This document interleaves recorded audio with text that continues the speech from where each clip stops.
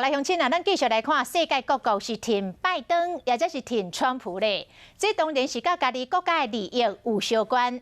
在川普主政的期间，有得到利头的，当然是寄望川普会当来连任；若受害的，都期待拜登会当来当选。德国《民政周刊》的分析，欧盟、中东、伊朗希望北京会当换主人；若俄罗斯、墨西哥、巴西是期待川普会当连任。若中国咧，川普当选虽然对中国不利，但是长期来看，拜登对中国的威胁比川普更加严重。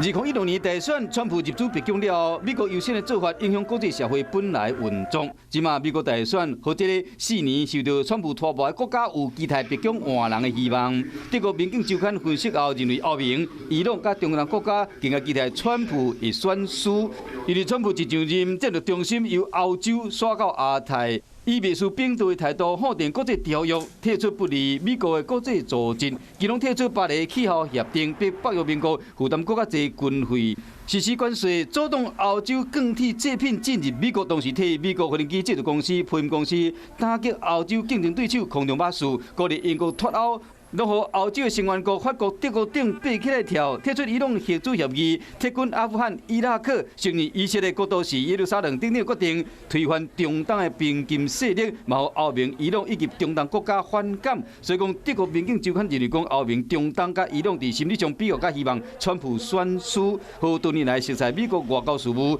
嘛做过参议院外交委员会主席的拜登换家，或者国家甲美国伫咧参详代志时较顺利，袂像。川普安尼。